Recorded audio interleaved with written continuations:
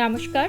ঠাকুর শ্রী শ্রী রামকৃষ্ণ পরমহংসদেব এবং মা শারদার চরণে আমার সশ্রদ্ধ প্রণাম জানিয়ে ভিডিওটা শুরু করছি। জীবনে দুঃখ, কষ্ট, জ্বালা, যন্ত্রণা থাকবেই, কারোর কম কারোর বেশি। দুঃখ কষ্ট নেই এই রকম মানুষ আপনি খুঁজে পাবেন না। পৃথিবীতে এমন কোনো মানুষ খুঁজে পাবেন না যার জীবনে কোনো দুঃখ কষ্ট নেই। শারীরিক কষ্ট তো থাকেই, তবে শারীরিক কষ্ট থেকে মনের কষ্ট মানুষকে বেশি যন্ত্রণা দেয়। শারীরিক কষ্টকে অনেকাংশে লাঘব করা যায় যদি মনে শান্তি থাকে।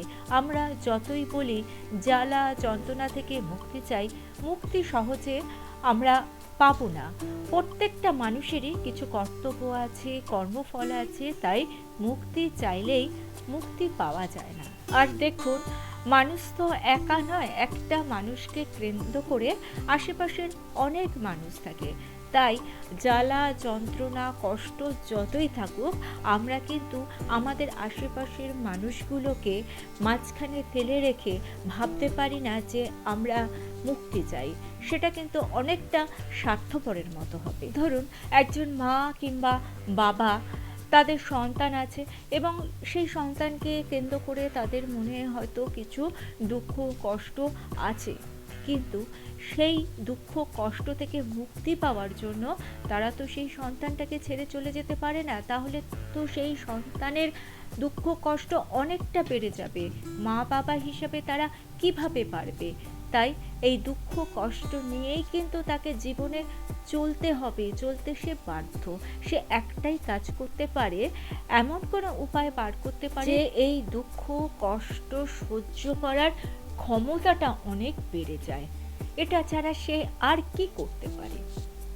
জন্ম মৃত্যু কোনোটাই কিন্তু আমাদের হাতে নেই। যেটা আমাদের হাতে নেই সেটা ভেবে তো কোনো লাভ নেই। তাহলে যেটা আমরা করতে পারবো সেটা হচ্ছে এই জ্বালা যন্ত্রণাকে উপেক্ষা করে, অর্থাৎ এই জ্বালা যন্ত্রণার জন্য যে কষ্ট, তাকে অতিক্রম করে কিভাবে আমরা জীবনে ভালো থাকতে পারি সেটাই আমাদেরকে খুঁজে বার করতে হবে। অর্থাৎ আমাদের সহ্য শক্তিকে বাড়াতে হবে। অনেক মানুষ দেখবেন খুব সহজে ভেঙে পড়েন, আবার কেউ কেউ অনেক ঝড় ঝঞ্ঝাকে অতিক্রম করে সহজেই পথটা পেরিয়ে যেতে পারেন। পৃথিবীতে অনেক অনেক মানুষ আছে যাদের মন খুব দুর্বল। এদের সমস্যা কি হয় বলুন তো? এরা বিপদ আসার আগে বিপদের চিন্তা করেই এরা ভয়ে ভীত হয়ে পড়ে, অর্থাৎ মরার আগেই কিন্তু মরে যায়। এই রকম যদি অবস্থা হয় তাহলে তো মনের দিক থেকে দুর্বল হয়ে পড়বে, আর মনের দিক থেকে যদি দুর্বল হয়ে পড়ে তাহলে যে কোনো কঠিন পরিস্থিতিতে ডিসিশন নেওয়াটা খুব কঠিন। দেখুন, আমার আপনার একটা ডিসিশনের ওপর পৃথিবীর কোনো যায় আসবে না, কিন্তু আমার আর আপনার একটা ডিসিশনে কিন্তু আমাদের কিংবা আমাদের আশেপাশের কাছের মানুষের জীবনটা পাল্টে যেতে পারে। সেই কারণেই আমাদের জীবনটাকে এমনভাবে আমাদের গড়ে তুলতে হবে যাতে জীবনে জ্বালা যন্ত্রণা দুঃখেও আপনি থাকবেন অটল। আপনাকে কেউ বিভ্রান্ত করতে পারবে না, কেউ আপনাকে আপনার সংকল্প থেকে সরিয়ে দিতে পারবে না। জীবন মানে সংগ্রাম, প্রতি পদেই সংগ্রাম। হয়তো সেই সংগ্রামে পরাজয় আছে, কিন্তু সেখান থেকে পিছিয়ে আসা চলবে না, আবার চেষ্টা করতে হবে। চেষ্টা করতেই হবে যতক্ষণ না সাফল্য আসছে। এ কথা বলেছেন স্বয়ং স্বামীজি। স্বামীজি বলেছেন, প্রতি পদে দুঃখ আসুক, বিপর্যয় আসুক, যন্ত্রণা আসুক, যা তোমাকে বিদ্ধ করবে, তোমাকে ক্ষতবিক্ষত করে দেবে, তবুও তুমি স্থির হয়ে মাথা উঁচু করে থাকবে। স্বামীজি জীবনে শত জ্বালা যন্ত্রণা দুঃখের মাঝেও নির্বিকার অবিচল থাকার শিক্ষা পেয়েছিলেন ঠাকুর শ্রী রামকৃষ্ণ পরমহংসদেব এবং মায়ের ভাব ও আদর্শ থেকে। সেই ভাব ও আদর্শকে সারা বিশ্বময় ছড়িয়ে পৃথিবীর প্রত্যেকটা মানুষের জীবনকে উজ্জীবিত করেছেন স্বয়ং স্বামী বিবেকানন্দ। কবিগুরু রবীন্দ্রনাথ আমাদের শিখিয়েছেন, বিপদে মোরে রক্ষা করো, এ নহে মোর প্রার্থনা, বিপদে আমি না যেন করি ভয়। কবিগুরুর এই প্রার্থনাকে কিভাবে জীবনের মূল মন্ত্র করে নেওয়া যায় সেই পথ দেখিয়েছেন স্বয়ং স্বামী বিবেকানন্দ। দুঃখকে ভয় নয়, জয় করতে হবে। কিন্তু কিভাবে? সংসার জীবনে পাড়া প্রতিবেশী আত্মীয় স্বজনের বিরূপ মন্তব্য বা আচরণে আমাদের মন আহত হয়, দুঃখ দেয়, আমরা অস্থির হয়ে যাই। তাদের সঙ্গে হয়তো মনোমালিন্য হয়, কিন্তু এসবের মাঝখানেও কিভাবে মনকে শান্ত রাখা যায় সেই শিক্ষায় দিয়ে গিয়েছেন স্বয়ং মা শারদা। মা তার ভাইদের জন্য এত করতেন, কিন্তু তাতেও তাদের তৃপ্তি হতো না। তারা মনে করতেন মা যেন একটা টাকার গাছ, একটু নাড়া দিলেই সেখান থেকে টাকা পাওয়া যায়, এবং তারা কিন্তু মাঝে মাঝে খুব ভালোভাবে নাড়াটাও দিতেন। সময়ে অসময়ে নানা অজুহাতে মায়ের কাছ থেকে টাকা চাইতেন। তাদের তৃপ্তিহীন বাসনা এবং মায়ের সঙ্গে তাদের ব্যবহারে মা মনে মনে যেমন দুঃখ পেতেন, তেমনি বিরক্তও হতেন।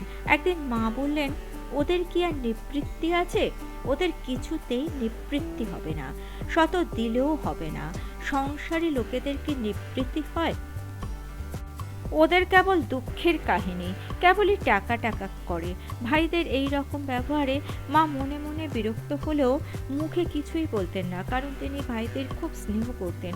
কিন্তু তবুও একদিন মা দুঃখ করে বলে ফেললেন, ওরা কেবল টাকা টাকা করেই গেল, কেবলই ধন দাও ধন দাও, ভুলেও কখনো জ্ঞান চাইলে না। একদিন একজন ভক্ত মাকে প্রশ্ন করেছিলেন, মা, ওরা তো আপনার সঙ্গে থাকে, কিন্তু তবুও ওদের এতটুকু জ্ঞান হয় না কেন মা? মা উত্তরে বললেন, বাঁশ, শিমুল, তাল গাছ চন্দনের কাছে থাকলে কি হবে? তাদের বৈশিষ্ট্য কি পাল্টে যাবে?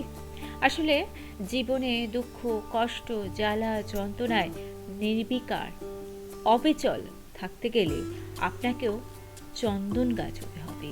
আর চন্দন গাছটি হতে গেলে আপনাকে ধর্মপথে চলতে হবে। ধর্ম কি বলে বলুন তো? ধর্ম বলে আমাদের জীবনের যন্ত্রণা আমাদেরকে সহ্য করতেই হবে। ঘ্যান ঘ্যান করে লোকের কাছে বলা চলবে না। ভগবান রামচন্দ্র কত সহ্য করেছেন, কারো কাছে কি কখনো তার দুঃখ কষ্টের কথা বলেছেন? স্বামীজি বলছেন, জীবনে দুঃখ কষ্টে অবিচল থাকতে গেলে তোমাদের হাসতে শিখতে হবে। আমরা যে সাধারণ হাসি হাসি, সেই হাসি এ হাসি নয়। স্বামীজি বলছেন, তোমাকে দুঃখের মধ্যে, যন্ত্রণার মধ্যে, অপমানের মধ্যে, অপযশের মুহূর্তে, বিপর্যয়ের মধ্যেও হাসতে হবে। তোমাদের যন্ত্রণাকে উপেক্ষা করতে জানতে হবে। এ কথা যে স্বামীজি শুধু বলেইছেন তা নয়, স্বামীজি নিজের জীবনে তা প্রমাণ করে দিয়েছেন। চন্দননগর থেকে প্রকাশিত একটা ম্যাগাজিনে একটা ঘটনা প্রকাশিত হয়েছিল। ঘটনাটি বর্ণনা করেছেন একজন ফরাসি রমণী। ফরাসি থেকে ইংরাজিতে অনুবাদ করে ওই ম্যাগাজিনে ঘটনাটি বেরিয়েছিল। এই ভদ্রমহিলা ক্যান্সারে আক্রান্ত ছিলেন। প্রত্যেক দিন তাকে অসহ্য যন্ত্রণা সহ্য করতে হতো, ভোগ করতে হতো। যন্ত্রণায় তিনি যখন খুব কষ্ট পাচ্ছেন, তখন তার সাথে দেখা হয়েছিল মিস ম্যাকালাউডের, স্বামীজির আমেরিকান অনুরাগিনী, ব্যক্তিত্ব সম্পন্ন অভিজাত মহিলা। তিনি নিজেকে স্বামীজির ফ্রেন্ড বলতেন। তিনি ওই ফরাসি মহিলাকে স্বামীজির কিছু বই দিলেন এবং বললেন, তোমার যখন খুব যন্ত্রণা হবে তখন তুমি এই বইগুলো পড়ো। এই বইগুলো পড়তে পড়তে তুমি তোমার যন্ত্রণা ভুলে যাবে। সেই ফরাসি ভদ্রমহিলা বলছেন, মিস ম্যাকলাউ আমাকে স্বামীজির বইগুলো তো দিয়ে গেলেন, আমি বইগুলো পড়ছি, কিন্তু যন্ত্রণা এতটাই প্রবল ও তীব্র যে বইগুলো পড়তে আমার ভালোই লাগে না। একদিন যন্ত্রণা ভীষণ রকমের বেড়েছে, আর যেন সহ্য করতে পারছি না। ভাবছি আবার স্বামীজির ওই বইগুলো পড়ে দেখব, যদি যন্ত্রণা ভুলতে পারি। আবার চেষ্টা করলাম, কিন্তু এতই যে যন্ত্রণা, বইগুলো আর পড়তেই পারছি না। আমি অঝোরে কাঁদছি আর ভাবছি আমি তো আর সহ্য করতে পারছি না। এমন সময় স্বপ্ন দেখলাম স্বামীজি দাঁড়িয়ে রয়েছেন আমার শয্যা পাশে। সেই উন্নত মস্তক, গৌরিক বসন, মাথায় পাগড়ি, দাঁড়িয়ে আছেন মাথা উঁচু করে, মুখে মৃদু মৃদু হাসি। মহিলাটি ভাবছে, আমার এই রকম যন্ত্রণা আর আপনি এই রকম করে হাসছেন, আপনার একটু কষ্ট হচ্ছে না? আমি আপনার বই পড়ে আমার যন্ত্রণাকে ভোলার চেষ্টা করছি, যন্ত্রণাকে কমানোর চেষ্টা করছি, কিন্তু কিছুতেই যে পারছি না। আর সেই আপনি আমার যন্ত্রণায় এই রকম হাসছেন, আপনি আমার যন্ত্রণাকে উপহাস করছেন। এইরকম যখন তিনি ভাবছেন, ঠিক তখনই স্বামীজি যেন আরো জোরে জোরে হাসছে, তার হাসি আরো প্রসারিত হচ্ছে। উচ্ছ্বসিত হাসিতে স্বামীজির মুখ ভরে যাচ্ছে। তখন ভদ্রমহিলা চিৎকার করে বলছেন, আপনি এরকম করে হাসছেন কেন? আমার ভেতরটা যে যন্ত্রণায় চৌচির হয়ে আসছে, আমি আর সহ্য করতে পারছি না, আর আপনি হাসছেন। হঠাৎ তিনি লক্ষ্য করলেন স্বামীজির বুকের মাঝখানে একটা লাল রক্তের ফোঁটা। তিনি বলছেন, আপনার বুকের মধ্যে রক্ত কেন? তিনি দেখলেন স্বামীজি আরো হাসছেন। রক্তের ফোঁটা আরো বড় হচ্ছে, বড় হতে হতে সারাটা জামা রক্তে ভেসে যাচ্ছে। সেই ক্ষতবিক্ষত হৃদয়ের রক্ত গড়িয়ে মাটিতে পড়ছে, আর স্বামীজি হা হা করে অট্ট হাসিতে ফেটে পড়ছেন। তখন ওই ভদ্রমহিলা বলছেন, আমার যন্ত্রণা যেমন ছিল তেমনই আছে, কিন্তু ওই যন্ত্রণাকে আমি আর অনুভব করতে পারছি না, কারণ আমি দেখছি আপনি তো শুধু আমার যন্ত্রণাকে উপেক্ষা করছেন না, আপনি আপনার নিজের যন্ত্রণাকে অগ্রাহ্য করে হাসছেন। অর্থাৎ আপনি আমাকে বোঝাতে চাইছেন আপনার ভেতরেও অনেক যন্ত্রণা, সেই যন্ত্রণাকে উপেক্ষা করে আপনি এরকম করে হাসতে পারেন।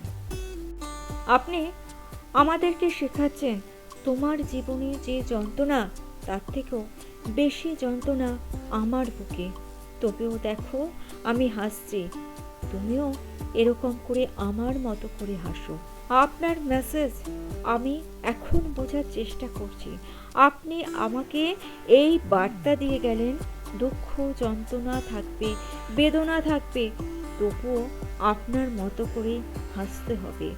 ক্যামেরার সামনের হাসি নয়, আমাদের মন থেকে হাসতে হবে। সমস্ত প্রতিকূলতা, প্রতিবন্ধকতাকে উপেক্ষা করে হাসতে জানতে হবে, তবে আমাদের জয়লাভ হবে, আমরা ভয় থেকে মুক্ত হব। দেখুন, স্বামীজি বলুন, রামকৃষ্ণদেব বলুন, মা সারদা বলুন, তারা কিন্তু দেবতা সম মানুষ। সুতরাং তারা যেটা পেরেছেন আমরা সেটা পারবো না, কারণ আমরা সাধারণ মানুষ। কিন্তু তাদের থেকে আমাদের এই বার্তাটি জীবনে গ্রহণ করতে হবে, চেষ্টা করতে হবে, তবেই কিন্তু আমরা জীবনে সফল হতে পারবো, জীবনের দুঃখ কষ্টকে জয় করতে পারবো। আর সত্যি কথা, আমরা কিন্তু নিজের দুঃখকেই সবসময় বড় করে দেখি। আমাদের থেকেও অনেক অনেক মানুষের যে দুঃখ কষ্ট অনেক বেশি আছে, সেটা আমরা ভাবতেও চাই না, জানতেও চাই না। জীবনের এই ক্ষেত্রে আমাদের একটু কম্পেয়ার করতেই হবে। যদি কম্পেয়ার না করতে পারেন না, তাহলে আপনি এই নিজের জীবনের দুঃখ কষ্টকে অতিক্রম করতে পারবেন না। আর জীবনে দুঃখ কষ্টকে আঁকড়ে ধরে থেকে তো জীবন চলতে পারে না, এখান থেকে বেরিয়ে আসতে হবে। ঠাকুর, মা ও স্বামীজির আদর্শে অনুপ্রাণিত হয়ে জীবনের পথে আপনারা এগিয়ে চলুন, জীবন সুন্দর হয়ে উঠবে। আর ভিডিওটা ভালো লেগে থাকলে চ্যানেলটিকে সাবস্ক্রাইব করে নিয়ে পাশে থাকা বেল আইকনটা প্রেস করে দিয়ে অল অপশনটা ক্লিক করে দেবেন, তাহলে যখনই নতুন কোনো ভিডিও আপলোড করব তার নোটিফিকেশন আপনাদের কাছে সহজেই পৌঁছে যাবে। ঠাকুর, মা ও স্বামীজির চরণে প্রণাম জানিয়ে আজকে এই পর্যন্তই। Thanks for watching.